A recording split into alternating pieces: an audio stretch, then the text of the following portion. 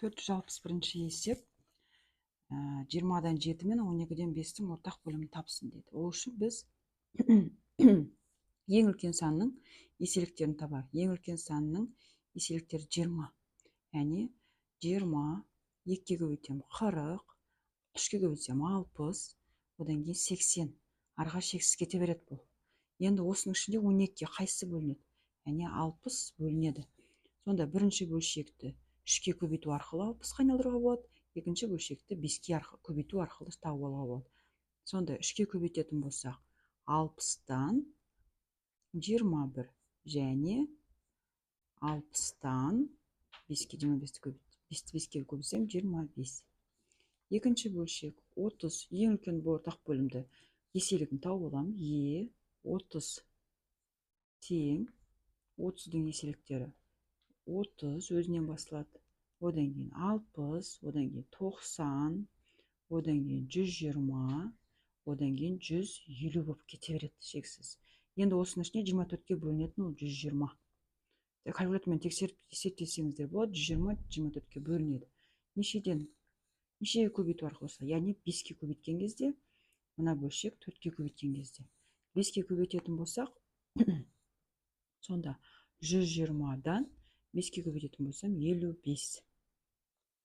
Одан кейін 4-ке көбейтетін болсам 120-дан 4. Кеттік. Енді келесісі.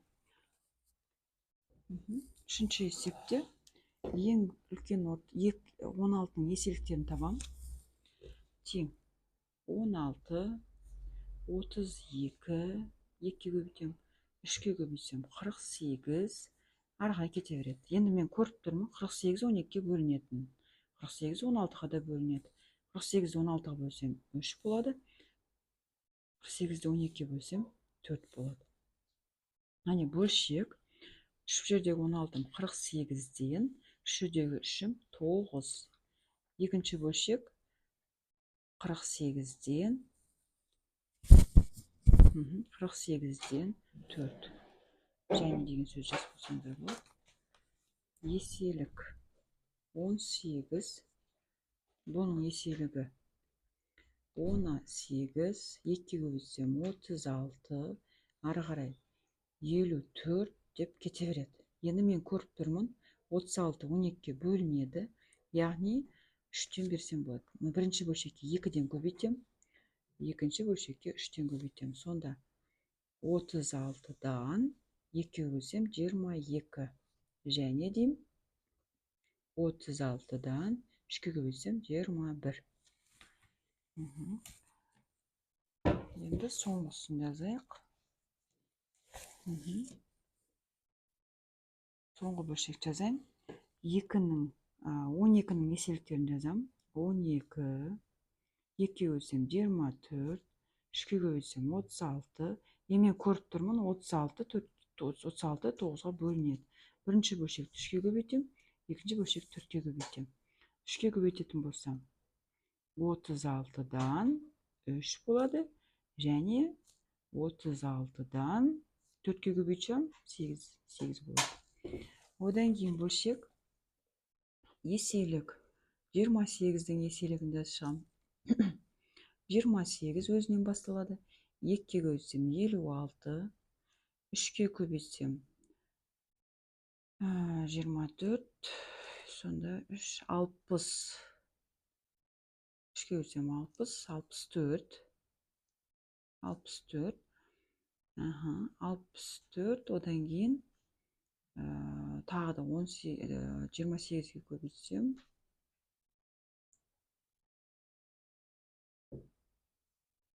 26, 64 и 80, 102 бола ма? 28-ді көбейтсек, 28-ді 4-ке көбейтсем 32, 3 ойда 8, 112. 112. 8,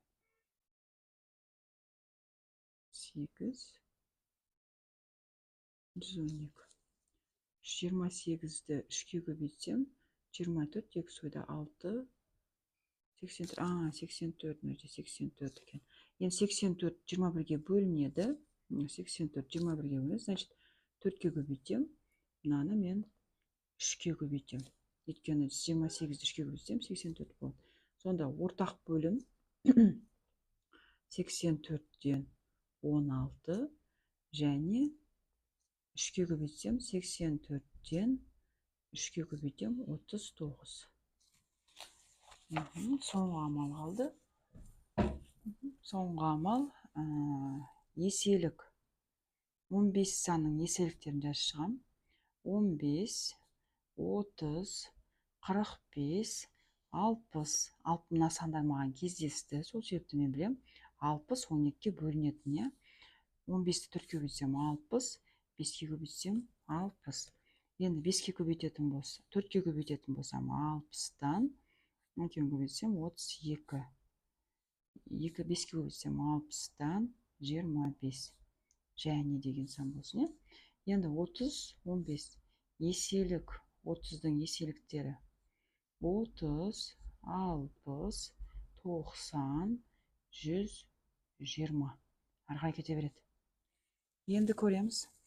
60 12-ке бөлінеді. 120-ны алсам да болады. 60 маған ең кішісі болу керек.